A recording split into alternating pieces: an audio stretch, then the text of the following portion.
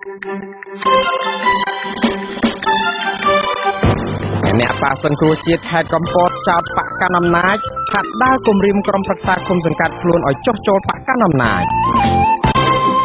មន្ត្រីបកប្រឆាំងនៅឯខេត្តព្រៃវែងអះអាងថាអ្នកចុះឈ្មោះបោះឆ្នោតនៅមានចំនួនតិច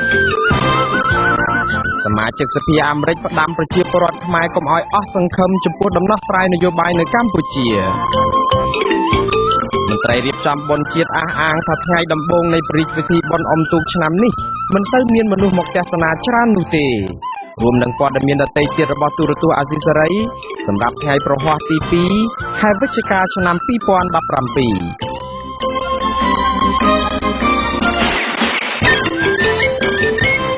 បាទពីរដ្ឋធានី Washington ខ្ញុំបាទមួងណារ៉េតសូមជម្រាបសួរលោកអ្នកនាងកញ្ញាទាំងអស់ជាទីមេត្រី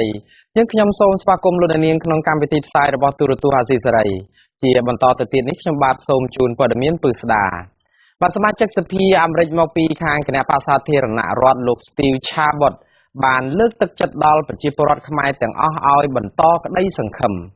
ថ្លែងប្រាប់វិទ្យុសំឡេងសហរដ្ឋអាមេរិក VOA កាលពីថ្ងៃទី1ខែវិច្ឆិកាលោក Steve Chabot បានបញ្ជាក់អំពីការបន្តគិតគូរដាក់សម្ពាធលើរដ្ឋាភិបាលលោកហ៊ុនសែនតាមរយៈការដាក់ទណ្ឌកម្មដូចជាការបង្កកទ្រព្យសម្បត្តិនិងការបិទទិដ្ឋាការឬក៏វីសាចំពោះមន្ត្រីជាន់ខ្ពស់រដ្ឋាភិបាលកម្ពុជាទាំងឡាយណាដែលជាប់ពាក់ព័ន្ធទៅនឹងការធ្វើទុកបុកម្នេញទៅលើគណៈបកប្រឆាំងការបិទសិទ្ធិសេរីភាពប្រព័ន្ធផ្សព្វផ្សាយឯករាជ្យនិងការបិទអង្គការសង្គមស៊ីវិលជាដើម Well, I would say don't give up.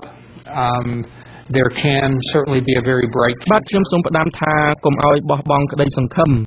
អ្នកទាំងអស់គ្នាអាចនឹងមានអនាគតភ្លឺស្វាងក្នុងពេលខាងមុខលោកអ្នកមានសិទ្ធិជ្រើសរើសមេដឹកនាំនិងរស់នៅយ៉ាងដូចម្ដេចមិនមែនរដ្ឋាភិបាលជាអ្នកសម្រេចអ្វីៗអស់នោះទេប្រជាពលរដ្ឋមានសេរីភាពនេះនឹងមាននៅទីនោះតែអភ័ព្វដែលនៅទីនោះមិនមានសេរីភាពសពថ្ងៃនេះតែគង់នឹងមាននៅថ្ងៃណាមួយដូច្នេះកុំអស់សង្ឃឹម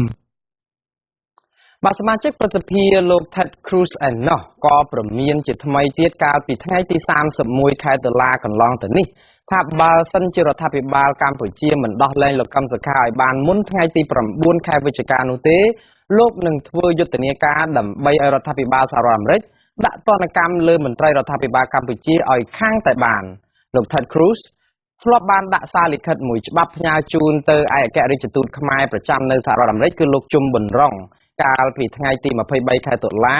ដោយលោកទុកឲ្យរដ្ឋាភិបាលមានពេលរហូតដល់ត្រឹមថ្ងៃទី9ខែវិច្ឆិកាដើម្បីដោះលែងលោកកឹមសុខា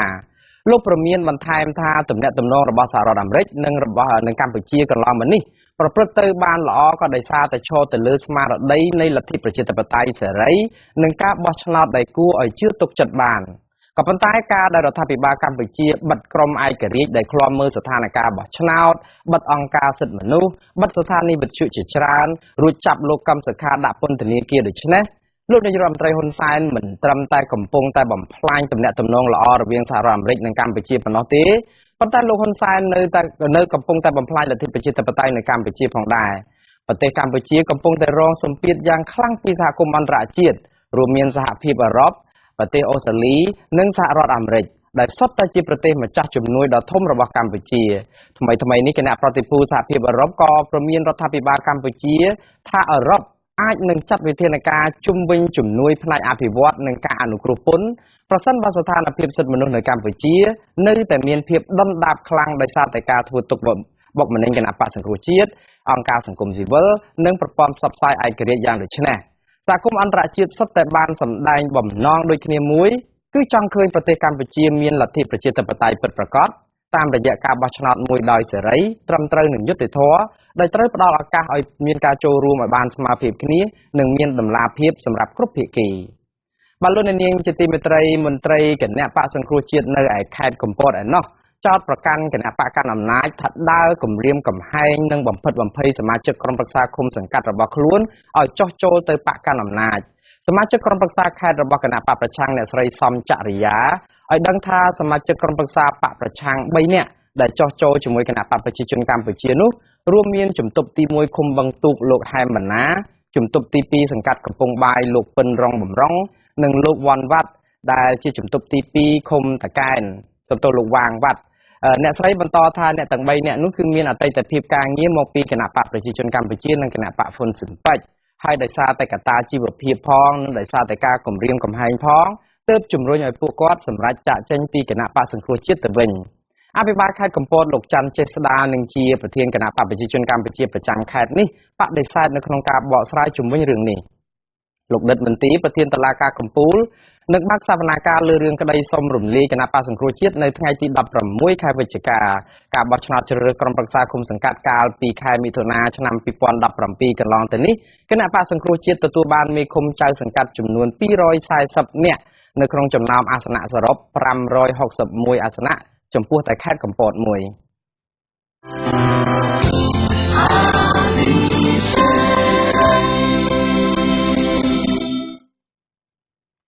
បាទលោកនាងជាទីមេត្រីមន្ត្រីគណៈបកសង្គ្រោះជាតិនៅឯខេត្តព្រៃវែងឯណោះអះអាងថាចំនួនប្រជាពលរដ្ឋទៅចុះឈ្មោះបោះឆ្នោតនៅក្នុងខេត្តនេះមិនទាន់បាន 50% នៅឡើយទេស្របពេលដែលការចុះឈ្មោះបោះឆ្នោតនឹងបញ្ចប់នៅថ្ងៃទី9ខែវិច្ឆិកាខាងមុខនេះហើយសមាជិកក្រុមប្រឹក្សាខេត្តនិងជាលេខាគណៈបកសង្គ្រោះជាតិខេត្តព្រៃវែងលោកជុំច័ន្ទលើកឡើងថានៅតាមការិយាល័យចុះឈ្មោះបោះឆ្នោតមួយចំនួននៅក្នុងខេត្តនេះស្ទើរតែមិនមានប្រជាពលរដ្ឋណាម្នាក់ទៅចុះឈ្មោះឡើយនៅក្នុងមួយថ្ងៃលោករិះគន់ថាកោជបពុំសូវបានផ្សព្វផ្សាយឲ្យបានទូលំទូលាយដល់ប្រជាពលរដ្ឋឲ្យបានយល់ដឹងពីសារៈសំខាន់នៃការចុះឈ្មោះបោះឆ្នោតនេះឡើយសេចក្តីប្រកាសព័ត៌មានរបស់កោជបបង្ហាញថាគិតមកត្រឹមម៉ោង6ល្ងាចថ្ងៃទី1ខែវិច្ឆិកាម្សិលមិញនេះមានប្រជាពលរដ្ឋនៅខេត្តព្រៃវែងជាង 30,000 នាក់បានទៅចុះឈ្មោះបោះឆ្នោតមន្ត្រីផ្នែកអង្គការ Conference លោកកនសវាងលើកឡើងថាមូលហេតុដែលអ្នកទៅចុះឈ្មោះបោះឆ្នោតនឹងមានចំនួនតិចគឺដោយសារមកពីប្រជាពលរដ្ឋធ្វើចំណាកស្រុកវិបត្តិនយោបាយនិងបញ្ហាជួយសម្រួលដល់ពលករក្រៅប្រទេសព្រមទាំងបញ្ហាស្មុគស្មាញនៅក្នុងការចេញលិខិតបញ្ជាក់លំនៅឋានជូនប្រជាពលរដ្ឋសម្រាប់ការចុះឈ្មោះបោះឆ្នោតបូករួមនឹងស្ថានភាពមិនអំណោយផលផ្នែកនយោបាយទៀតផងបាទលោកនាងជាទីមេត្រីលោកនាងកំពុងតែតាមដានទស្សនាទូរទស្សន៍អាស៊ីសេរីដែលផ្សាយផ្ទាល់ចេញពីរដ្ឋធានី Washington សហរដ្ឋអាមេរិកព្រះអាជ្ញារងសាលាដំបងរាជធានីភ្នំពេញលោកសៀងសុកចេញដីកាបង្គាប់ឲ្យមេធាវីលោកនាយករដ្ឋមន្ត្រីហ៊ុនសែនគឺលោកគីតិចឲ្យចូលខ្លួនទៅបំភ្លឺនៅឯសាលាដំបងរាជធានីភ្នំពេញនៅថ្ងៃទី6ខែវិច្ឆិកាតាក់ទងទៅនឹងបណ្ដឹងរបស់លោកលឺបណ្ដឹងប្រឆាំងលោកលឺឡៃស្រេងអតីតមន្ត្រីជាន់ខ្ពស់គណៈបកហ៊ុនស៊ិនប៉ិចលោកហ៊ុនសែនបណ្ដឹងលោកលឺឡៃស្រេងពីបទបរិហាកេរជាសាធារណៈនិងបទប្រមាថហើយព្រះអាជ្ញារងលោកសៀងសុកក៏ហៅលោកលឺឡៃស្រេងឲ្យទៅបំភ្លឺនៅសាលាដំបងតាក់ទងទៅនឹងការចោទប្រកាន់នេះនៅថ្ងៃទី27ខែវិច្ឆិកាឯណោះលោកគីតិចគឺជាមេធាវីរបស់លោកហ៊ុនសែនតំណាងឲ្យអាណត្តិទាមទារឲ្យលោកលឺឡៃស្រេងនឹងសងជំងឺចិត្តចំនួន500លានរៀលដល់ដើមបណ្ដឹងរដ្ឋប្រវេណីសូមឲ្យតុលាការប្រកាសផ្តន្ទាទោសបន្ថែមផ្អែកតាមមាត្រា310នៃក្រមព្រហ្មទណ្ឌហើយក៏សូមឲ្យអាយកានិងសាលាដំបងរាជធានីភ្នំពេញចោទប្រកាន់និងផ្តន្ទាទោសឈ្មោះលឺឡៃស្រេងតាមច្បាប់លោកហ៊ុនសែនប្តឹងទៅសាលាដំបងរាជធានីភ្នំពេញនេះគឺនៅក្រៅពេលដែល Facebook មួយឈ្មោះថាសីហាបានលួចថតសម្លេងលោកលឺឡៃស្រេងដោយសន្ទនាគ្នាជាមួយអ្នកស្រីគីលំអងតាមរយៈទូរស័ព្ទអ្នកស្រីគីលំអងគឺជាអតីតមន្ត្រីគណៈបកហ៊ុនស៊ិនប៉ិចដូចគ្នាការសន្ទនាតាមទូរស័ព្ទនេះប្រព្រឹត្តទៅនៅថ្ងៃទី21ខែតុលានៅក្នុងសម្លេងសន្ទនាតាមទូរស័ព្ទជាសម្ងាត់នោះគឺលោកហ៊ុនសែនបានលោកហ៊ុនសែនចោទថាលោកលឺឡៃស្រេងនឹងប្រមាថព្រះមហាក្សត្រនិងបរិហាកេររូបលោកតាក់ទងទៅនឹងការផ្ដាល់លុយជូនមន្ត្រីគណៈបកហ៊ុនស៊ិនប៉ិចលោកលឺឡៃស្រេងធ្លាប់បានបញ្ជាក់ហើយថាលោកមិនរកមេធាវីដើម្បីតតាំងនៅក្នុងរឿងក្តីនេះទេហើយលោកបញ្ជាក់ទៀតថាតុលាការកម្ពុជាមិនមែនជាតុលាការដែលផ្ដល់ភាពយុត្តិធម៌ជូនលោកនិងមនុស្សទូទៅនោះទេដោយលោកហៅតុលាការថាជាតុលាការតេលេបញ្ជាដោយហ៊ុនសែនអ្នកច្បាប់លើកឡើងថាសំណុំរឿងនេះគឺអ្នកដែលខុសច្បាប់ធ្ងន់ធ្ងរនោះគឺអ្នកលួចថតសម្លេងសន្ទនាគ្នា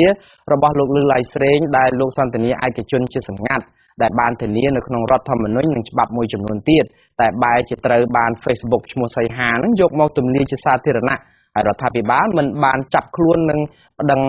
អ្នកដែលលួចឯកសារចម្លងនោះទេតែបែរជាមកប្តឹងលោកលឺឡៃស្រេងដែលគេហៅថាជាអ្នករងគ្រោះទៅវិញបាទលោកនាងជាទីមេត្រីពលរដ្ឋខ្មែរនៅឯនាយសមុទ្រឯនេះនៅតែប្រកោកប្រកាសគ្នារៀបចំធ្វើបាតកម្មអហិង្សាដើម្បីទាមទារឲ្យដោះលែងលោកកឹមសុខាប្រធានគណៈបក្សសង្គ្រោះជាតិដោយគ្មានលក្ខខណ្ឌជាបន្ទាន់ផងសហគមន៍ខ្មែរនៅឯរដ្ឋ Illinois សហរដ្ឋអាមេរិកនៅថ្ងៃច័ន្ទទី6ខែវិច្ឆិកាខាងមុខនេះគ្រោងនឹងនាំគ្នាធ្វើបាតកម្មនៅមុខអគារ Federal Plaza នៅទីក្រុង Chicago បាតកម្មនេះនឹងចាប់ផ្ដើមពីម៉ោង 10 កន្លះព្រឹកដល់ម៉ោង 1 កន្លះរសៀលសហគមន៍ខ្មែរនៅសហរដ្ឋអាមេរិកឆ្នាំនេះបាននាំគ្នាក្រោកឡើងធ្វើបាតកម្មនៅស្ទើរតែគ្រប់រដ្ឋទាំងអស់ដែលពួកគេរស់នៅដើម្បីបញ្ជូនជាសម្លេងនៃការទាមទាររបស់ពួកគាត់ទៅឲ្យរដ្ឋាភិបាលក្រុងភ្នំពេញបានឮផងនិងឲ្យរដ្ឋាភិបាលព្រឹទ្ធសភានិងសភាតំណាងរាស្ត្រសហរដ្ឋអាមេរិកបានឮនិងជួយចាត់វិធានការដើម្បីជួយស្ដារស្ថានភាពរំលោភសិទ្ធិមនុស្សពីសំណាក់រដ្ឋាភិបាលក្រុងភ្នំពេញដែលប្រព្រឹត្តទៅលើគណៈបកប្រឆាំងអង្គការសង្គមស៊ីវិលព្រមទាំងបណ្ដាញផ្សព្វផ្សាយឯករាជ្យផងដែរបាទជាបន្តទៅទៀតនេះយើងនឹងសម្ភាសផ្ទាល់លោកឆោមសុភាពតំណាងឲ្យសមាគមខ្មែរប្រចាំរដ្ឋ Illinois រដ្ឋ Chicago ដើម្បីសាកសួរទីក្រុង Chicago បាទដើម្បីសាកសួរជំនួយព័ត៌មាននេះបាទសូមជម្រាបសួរបាទលោកឆោមសុភាពបាទសូមជម្រាបសួរលោកបាទលោកឆោមសុភាពសូមអរគុណដែលលោកផ្ដល់ឱកាសឲ្យយើងខ្ញុំបានសម្ភាសពីរឿងគម្រោងធ្វើបាតកម្មនៅឯមុខ Federal Plaza នេះគឺអគាររបស់រដ្ឋាភិបាលសហព័ន្ធតែម្ដងគោលបំណងនៅក្នុងថ្ងៃធ្វើបាតកម្មថ្ងៃ6នោះមានអ្វីខ្លះដែរបាទគោលបំណងរបស់យើងគឺសំខាន់គឺសូមឲ្យរដ្ឋាភិបាលលោកហ៊ុនសែនលោកដោះលែងលោកកឹមសុខាចេញពីពន្ធនាគារហើយនឹងសហការីរបស់លោកទាំងអស់ដែលជាប់ក្នុងពន្ធនាគារទាំងប៉ុន្មាននោះឲ្យបានរួចផុតពីការជាប់ទោសបាទហើយសំខាន់ជាងគេទៅទៀតគឺថាសូមឲ្យលោកបន្តនៅសកម្មភាពនយោបាយរបស់គាត់របស់ពួកគាត់នឹងនៅក្នុងប្រទេសកម្ពុជាប្រកបទៅដោយសន្តិសុខសុវត្ថិភាពនិងគ្មានការគំរាមកំហែងពីសំណាក់អាជ្ញាធរគណៈបកប្រជាជនកម្ពុជាបាទហើយសំខាន់ជាងគេមួយទៀតនឹងគឺថាយើងបានទៅកន្លែងទីស្នាក់ការរបស់លោកសមាជិកព្រឹទ្ធសភាលោក Dubin ដែលមកពីខាងរដ្ឋ Illinois ហ្នឹងគឺយើងនឹងសុំឲ្យគាត់ដាក់គំនាបសេដ្ឋកិច្ចនិងហិរញ្ញវត្ថុដល់ប្រទេសកម្ពុជាដើម្បីជួយជំរុញឲ្យកិច្ចការនេះបានសម្រេចជោគជ័យបាទហើយនឹងជួយផ្ដល់នៅជួយថ្លែងអំណរគុណដល់ពួកគាត់ផងដែលពួកគាត់បានខំខ្នះខ្នែងគ្រប់បែបយ៉ាងទាំងអស់ដើម្បីជួយប្រទេសកម្ពុជារបស់យើងឲ្យមានសិទ្ធិសេរីភាពមានលទ្ធិប្រជាធិបតេយ្យជាពិសេសគឺមានឯករាជ្យភាពបាទពីព្រោះថាប្រទេសយើងសប្តាហ៍នេះគឺថាអំណាចនីតិប្រតិបត្តិនេះគឺថាជាប្រធានជានាយករដ្ឋមន្ត្រីគឺថាដល់ក្តាប់អំណាចទាំងអស់របស់អំណាចផ្សេងៗទៀតដែលធ្វើឲ្យគ្មានតុល្យភាពនៅក្នុងប្រទេសទាំងមូលបាទលោកឆោមសុភាពតាមពិតប្រជាពលរដ្ឋខ្មែរនៅឯនាយសមុទ្រនេះមានភ័ព្វវាសនាច្រើនជាងប្រជាពលរដ្ឋខ្មែរនៅឯក្នុងប្រទេសតាក់ទងជាមួយនឹងសេរីភាពនៅក្នុងការប្រមូលផ្ដុំការជួបជុំធ្វើបាតកម្មអហិង្សាហើយការធ្វើបាតកម្មនេះគឺធ្វើនៅមុខអគាររដ្ឋាភិបាល Federal Government តែម្ដងគឺ Federal Plaza ហ្នឹងដែលមានសមាជិកព្រឹទ្ធសភាមកពីខាងគណៈបកប្រជាធិបតេយ្យលោក Dick Durbin លោកមានប្រសាសន៍អញ្ចឹងហើយលោក Dick Durbin នេះក៏ធ្លាប់បានចូលរួមជាមួយនឹងលោក John McCain មកពីខាងព្រឹទ្ធសភាដែរតែមកពីខាងគណៈបកសាធារណរដ្ឋដែលស្នើជាសេចក្តីសម្រេចមួយកាលពីថ្ងៃទី3ខែតុលានេះសូមឲ្យរដ្ឋាភិបាលអាមេរិកហ្នឹងគឺដាក់សម្ពាធទៅលើរដ្ឋាភិបាលដែលក្នុងនោះរួមមានទាំងការសុំឲ្យដោះលែងលោកកឹមសុខានិងការដាក់ទណ្ឌកម្មទៅលើមន្ត្រីរដ្ឋាភិបាលដូចជាបង្កក់ទ្រព្យអីផងតើបាតកម្មថ្ងៃទី6នេះគឺជាការរំលឹកសារលោកថាអរគុណហើយតើជាការរំលឹកសារដើម្បីឲ្យសេចក្តីសម្រេចហ្នឹងចេញបានឆាប់ឬក៏យ៉ាងម៉េចដែរបាទត្រឹមត្រូវណាទី1គឺដើម្បីរំលឹកសារដែលបានបង្កើតឡើងធ្វើឡើងដោយពួកគាត់នឹងឲ្យបានចាត់វិធានការឲ្យបាន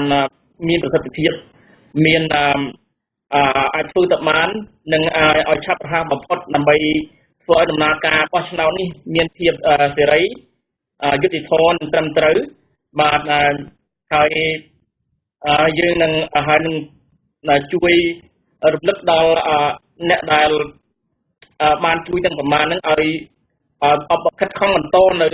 ករណីកិច្ចរបស់ខ្លួនតទៀតឲ្យបានច្រើនដើម្បីជួយជំរុញកិច្ចការនេះឲ្យបានជោគជ័យនិងសម្រេចជាស្ថាពរបាទលោកឆោមសុភាពខ្ញុំមានសំណួរមួយពីរទៀតតាក់ទងជាមួយនឹង អ្វីដែលជាក្តីសង្ឃឹមរបស់បងប្អូនប្រជាពលរដ្ឋខ្មែរដែលបានបន្តធ្វើបាតកម្មនេះព្រោះបាតកម្មបានធ្វើហូរហែស្ទើរតែគ្រប់ទិសទីទៅហើយនៅសហរដ្ឋអាមេរិកសហគមន៍អន្តរជាតិហ្នឹងក៏បានប្រមានសារធ្ងន់ធ្ងរទៅរដ្ឋាភិបាលដែរតើសារអ្វីដែលសំខាន់ដែលក្រមពលរដ្ឋខ្មែរនៅឯនេះសមុទ្រកំពុងតែធ្វើតវ៉ានៅមុខអគាររបស់រដ្ឋាភិបាលនេះហើយរំពឹងថានឹងបានលទ្ធផលយ៉ាងម៉េចដែរបាទការធ្វើការស្រែកតវ៉ានៅប្រទេសនៅសិទ្ធិលោកសេរីនៅលោកខាងលិចហ្នឹងគឺថាគេមានការយកចិត្តទុកដាក់ខ្លាំងណាស់ការណាដែលយើងស្រែកប្រាប់គេយើងទៀមទានៅសិទ្ធិអ្វីៗផ្សេងគឺថាគេយកចិត្តទុកដាក់បំផុតដូច្នេះហើយគេនឹងពិនិត្យមើលនៅអ្វីដែលយើងទៀមទាហ្នឹងថាតើវាមានលក្ខណៈយ៉ាងម៉េចខ្លះហើយនឹងស្របច្បាប់យ៉ាងម៉េចខ្លះហ្នឹងគឺថាយើងនឹងគឺថាធ្វើយ៉ាងម៉េចដើម្បីប្រមូលកម្លាំងទាំងអស់នៅក្នុងពិភពលោកឲ្យគេដឹងថាស្វែងយើងគឺថាត្រូវការទៀមទាសិទ្ធិសេរីភាពរបស់ខ្លួនណាកំពុងតែមានទុកប្រទេសរបស់យើងគឺថាកំពុងតែស្ថិតនៅក្នុងគ្រោះថ្នាក់ដែលអាចបាត់បង់នៅទឹកដីបាត់បង់នៅសិទ្ធិបាត់បង់នៅអ្វីៗទាំងអស់ដូច្នេះហើយធ្វើឲ្យពិភពលោកឲ្យគេបានដឹងលើគ្រប់គ្នាដើម្បីឲ្យគេជួយយើងគ្រប់ស្ថានភាពស្ថានភាពទាំងអស់គ្រប់វិធីទាំងអស់ដើម្បីឲ្យខ្មែរយើងអាចរស់មានជីវិតមានពរណភាពទឹកដីមានប្រជាធិបតេយ្យមានភាពសម្បូរសប្បាយរុងរឿងដោយប្រទេសជិតខាងដែរដូច្នេះយើងនៅខាងក្រៅស្រុកហ្នឹងគឺថាយើងមានសិទ្ធិសេរីភាពពេញលេញប៉ុន្តែនៅក្នុងប្រទេសកម្ពុជាគឺថាយើងនៅមានខ្វះខាតច្រើនណាស់ដូច្នេះយើងចង់ឲ្យប្រទេសរបស់យើងនឹងមានភាពសម្បូរសប្បាយរុងរឿងគ្រប់គ្នាទាំងអស់បាទលោកឆោមសុជាតិខ្ញុំសុភាពបាទខ្ញុំមានសំណួរចុងក្រោយមួយដែលជំរាបសួរលោកដែរគឺតាក់ទងជាមួយនឹងពាក្យថាសិទ្ធិលោកបានថ្លែងអំពីការបិទសិទ្ធិសេរីភាពជាពិសេសសិទ្ធិមួយដែលលោកដាក់នៅក្នុងការទាមទារហ្នឹងគឺសិទ្ធិទទួលបានព័ត៌មានពីគ្រប់ជ្រុងជ្រោយជាពិសេសពីព័ត៌មានពីវិទ្យុដែលមិនមែនស្ថិតនៅក្នុងក្រមឥទ្ធិពលរបស់រដ្ឋាភិបាលលោកបានទាមទារឲ្យរដ្ឋាភិបាលសហរដ្ឋអាមេរិកក៏ដូចជាសហគមន៍អន្តរជាតិហ្នឹងទាមទារធ្វើយ៉ាងម៉េចឲ្យមានប្រព័ន្ធផ្សព្វផ្សាយឯករាជ្យបើកដំណើរការឡើងវិញហើយលោកបានបញ្ចូលមានការបើកស្ថានីយ៍វិទ្យុឬក៏អនុញ្ញាតឲ្យវិទ្យុអាស៊ីសេរីឬក៏ VOA ក៏ដូច VOD ហ្នឹងថាតើសារៈសំខាន់អ្វីខ្លះដែលលោកមើលឃើញអំពីការដែលត្រូវឲ្យមានប្រព័ន្ធព័ត៌មានបែបនេះនៅក្នុងស្រុកខ្មែរវិញបាទការដែលមានប្រព័ន្ធផ្សព្វផ្សាយបើឯករាជ្យត្រឹមត្រូវគឺថានឹងធ្វើឲ្យប្រជាពលរដ្ឋខ្មែរយើងទាំងនៅក្នុងស្រុកក្រៅស្រុកនោះបានទទួលព័ត៌មានគ្រប់គ្រាន់ហើយដើម្បីឲ្យគាត់សម្រេចនៅវាសនាអនាគតរបស់គាត់នឹងទៅតាមរយៈការបោះឆ្នោតទាមទារមិនមែនធ្វើអំពើហិង្សាទេគឺថាទាមទារដោយប្រើសិទ្ធិសេរីភាពរបស់គាត់បើមិនជាមានការបិទនៅប្រព័ន្ធសារព័ត៌មានគ្រប់បែបយ៉ាងទាំងអស់សម្បីតែ Facebook ក៏គេកំពុងតែរឹតបន្តឹងថែមទៀតគឺថានោះនឹងធ្វើឲ្យប្រជាពលរដ្ឋគឺថាមិនបានទទួលព័ត៌មានគ្រប់គ្រាន់ហើយច្បាស់លាស់ហើយមិនអាចសម្រេចចិត្តនៅក្នុងការធ្វើសេចក្តីសម្រេចទៅលើបោះឆ្នោតនោះថាតើត្រូវជ្រើសរើសគណៈបកណាអ្នកដឹកនាំមួយណាដែលត្រឹមត្រូវគឺថានឹងធ្វើឲ្យគាត់មានការខ្វះខាតនៅចំណេះដឹងទាំងអស់នោះបានដូច្នេះហើយការបិទនៅស្ថានីយ៍វិទ្យុឬក៏កាសែតThe Canadian Daily កាសែតវិទ្យុសម្លេងសហរដ្ឋអាមេរិកសម្លេងវិទ្យុអាស៊ីសេរីហើយនិងវិទ្យុឯករាជ្យដទៃផ្សេងទៀតហ្នឹងគឺថាហាក់ដូចជាបិទសិទ្ធិប្រជាពលរដ្ឋខ្មែរយើងទាំងអស់មិនឲ្យបានទទួលនូវព័ត៌មានច្បាស់លាស់ហើយពេញលេញនឹងឲ្យធ្វើឲ្យគាត់មិនអាចសម្រេចចិត្តបានថាតើគាត់ត្រូវធ្វើយ៉ាងម៉េចរហូតមកដល់ពេលនេះគឺថាប្រជាពលរដ្ឋខ្មែរយើងតិចតួចណាស់ដែលបានទៅចុះឈ្មោះបោះឆ្នោតដោយសារតែគ្មានព័ត៌មានគ្រប់គ្រាន់គ្មានបណ្ដាញបែបផ្សព្វផ្សាយដើម្បីជួយពួកគាត់នឹងឲ្យបានទៅបានបោះឆ្នោតទៅបានចុះឈ្មោះបោះឆ្នោតបានត្រឹមត្រូវបាទដូចហើយម្យ៉ាងទៀតនីតិវិធីនៃការបោះឆ្នោតនឹងគឺថាត្រូវបានធ្វើដោយរឹតបន្តឹងស្មុគស្មាញបំផុតដែលធ្វើឲ្យប្រជាពលរដ្ឋមានការភ័យខ្លាចនិងគ្មានទំនុកចិត្តក្នុងការស្វែងរកក្នុងការទៅចុះឈ្មោះបោះឆ្នោតថែមទៀតបាទខ្ញុំសូមអរគុណលោកឆោមសុភាពត្រឹមយ៉ាងជ្រាលជ្រៅបាទហើយសូមជម្រាបលាបាទសូមអរគុណ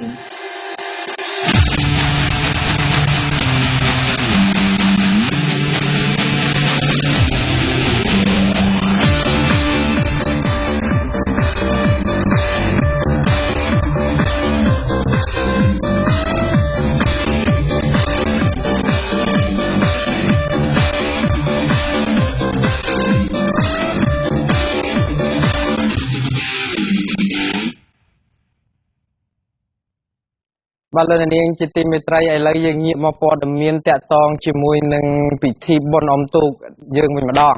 មន្ត្រីរៀបចំបុណ្យជាតិអន្តរជាតិបានអះអាងថានៅថ្ងៃដំបូងនៃព្រះរាជពិធីបុណ្យអុំទូកនៅឯទន្លេចតុមុខបានដំណើរការដោយរលូន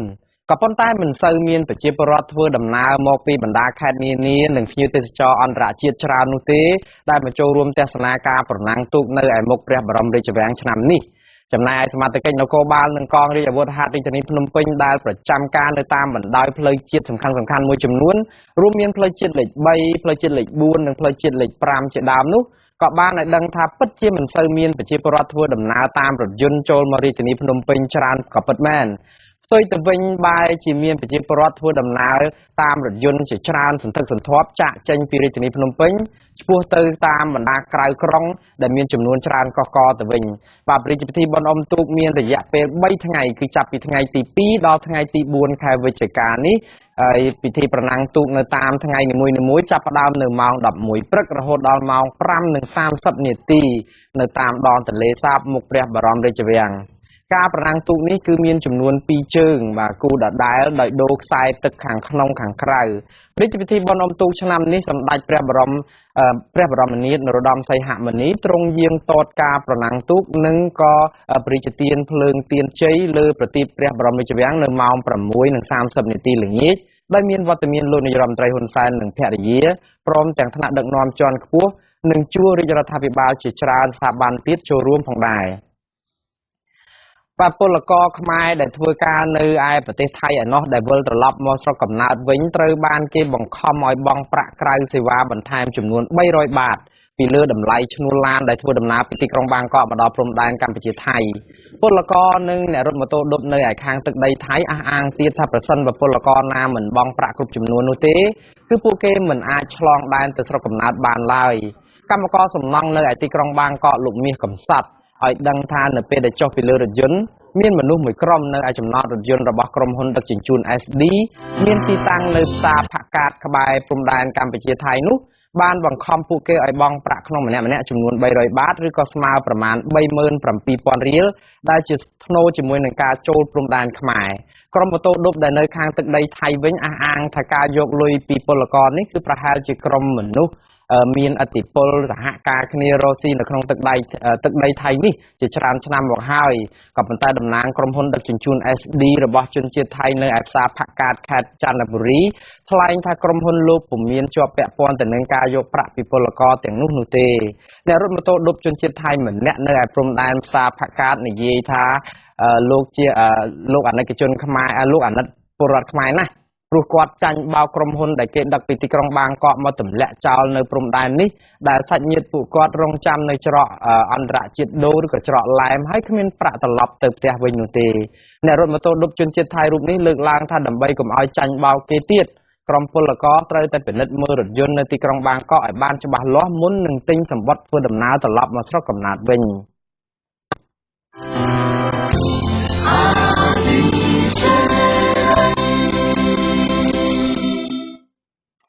បាទប្រធានអង្គការកិច្ចការពិសេសសិទ្ធិមនុស្សកម្ពុជាលោកអ៊ូចលេងបានទទួលពានរង្វាន់ថ្មីមួយទៀតហើយគឺពានរង្វាន់ផ្លាស់ប្ដូរអ្នកផ្លាស់ប្ដូរល្បែងជោគវាសនាអាស៊ីនៅឯទីក្រុងញូវយ៉កកាលពីថ្ងៃទី1ខែវិច្ឆិកាឆ្នាំ2017ម្សិលមិញនេះលោកអ៊ូចលេងសម្ដែងក្តីរំភើបនិងផ្ញើសារសំខាន់ចំនួន4ទៅកាន់ពិភពលោកដើម្បីឲ្យជួយចាត់វិធានការដ៏តឹងរ៉ឹងសម្រាប់ដោះស្រាយរួមមានទី1សហរដ្ឋអាមេរិកត្រូវតែលុបចោលបំណុលទាំងអស់ពីកម្ពុជាដើម្បីឲ្យដោះស្រាយស្ថានភាពតានតឹងផ្នែកនយោបាយរវាងកម្ពុជានិងសហរដ្ឋអាមេរិកកន្លងមកទី2គឺសហគមន៍អឺរ៉ុបត្រូវតែបញ្ឈប់ពាក់ព័ន្ធអាជីវកម្មឈើជាមួយវៀតណាមជាពិសេសបញ្ឈប់កិច្ចព្រមព្រៀងដៃគូស្ម័គ្រចិត្ត VPA ជាមួយវៀតណាមតទៅទៀតហើយទី3ចិននិងវៀតណាមត្រូវតែបញ្ឈប់ការរត់ពន្ធឈើឆ្លងដែនពីកម្ពុជានិងពីប្រទេសដទៃទៀតប្រសិនបើមានឆន្ទៈការពារព្រៃឈើនិងប្រព័ន្ធបរិស្ថានដែរនោះចំណែកឯសារទី4ចុងក្រោយនោះគឺអ្នកទាំងអស់គ្នាសូមឈប់ទិញផលិតផលឈើពីវៀតណាមនិងចិនចាប់ពីពេលនេះតទៅនេះគឺជារង្វាន់ទី2ហើយដែលសកម្មជនបរិស្ថានរូបនេះទទួលបានគឺកាលពីឆ្នាំ2016លោកអ៊ូចលេងបានទទួលរង្វាន់បរិស្ថានពិភពលោក The Goldman Environment Prize បាទដែល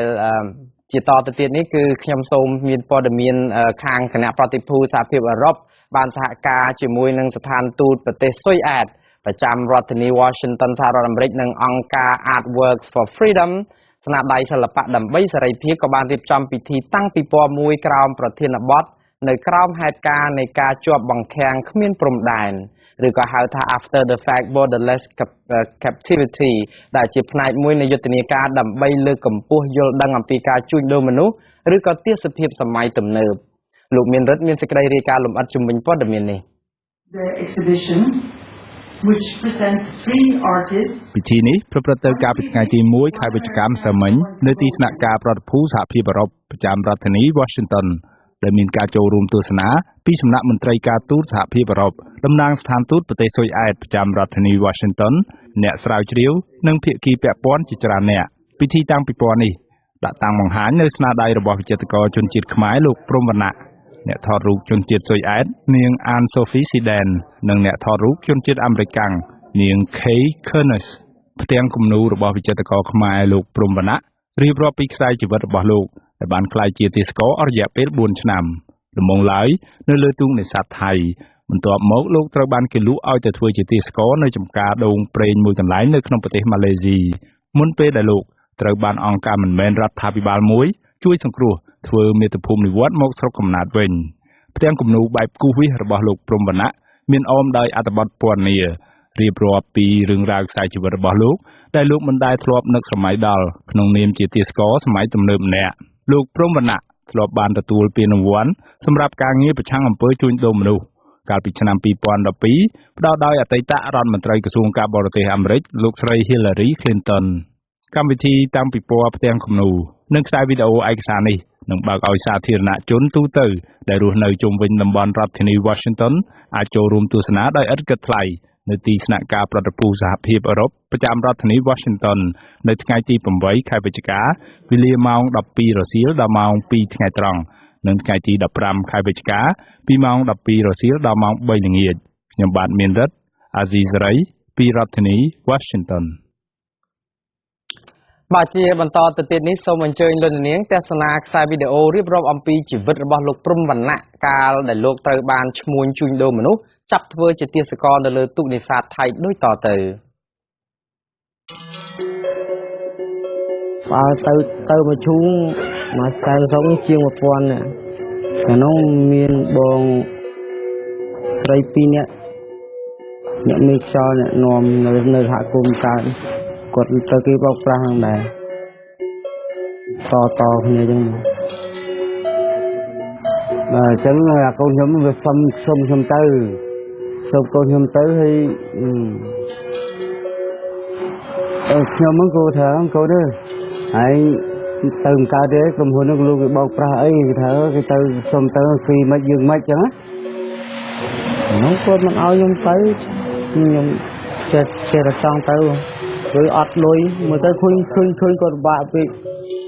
គេទៅរត់ទៅគាត់មិនឲ្យគេទៅរត់កិច្ចគាត់ទៅបងគាត់ទៅធ្វើការនៅនឹងបថុយបងអើយអាលោកធំនេះនិយាយទៅឡើងពោះជាងកប៉ាល់ទៅមានដល់ថ្នាក់អាមួយនោះគ្នានៅឡើងមកកោចរិតលោតទៅក្រោយដាត់កប៉ាល់លោតទៅចូលទឹកហ្មងវាក់ខ្លាំងបងអើយគេចែកវិញគ្នាទៅតែយើងរៀងស្ទាត់បានគេឲ្យយើងសាកមើលហ៊ានចាប់ហ៊ានដោះខ្សែអាខ្សែស្ទួយខ្ញុំហ៊ានទេមិនទៅលឿនពេកខ្សែធំពេកពីនៅប៉ុនកូនដៃគាត់នៅវីបមកម៉ាំងងាត់តាត់តែខ្សែបាត់ដៃស្ទុកមកវីបឃើញជាប់នៅកកឃើញស្ដែងពេកខ្ញុំអត់ហ៊ានធ្វើការដល់មកយប់ធ្វើការទៅភ្លឺក៏មានមក100ទៅដល់នេះវាឋានៈគេជួបកប៉ាល់គេកប៉ាល់ធំបណ្ណាគេមកអាចទៅគេអស់កប៉ាល់ហ្នឹងមកខែបណ្ដោយលេងឡើងមួយឆ្នាំ8ខែបានវាចូលខែម្ដងចូលខែម្ដងមកដល់ផ្ទះតែមកដល់អ្នកផ្ទះហ្នឹងអ្នកផ្ទះប្រាប់លេខការទៅបាននាំគ្នាមកផ្ទះមកខ្ញុំថាតស៊ូអីទៀតកូនអើយឥឡូវតស៊ូក៏មិនបានលុយទៅដែរហើយចេះថាតកែគេចាំបើកលុយឲ្យថ្ងៃនេះបានអីបោកតែកម្លាំងយើងប្រើហ្នឹង quay riêng này nhưng tất cả giúp thoa tới bằng quay qua ngày qua khóa hạt nhưng tất cả sẽ mong tầm lặng như chiếm nhưng mà quên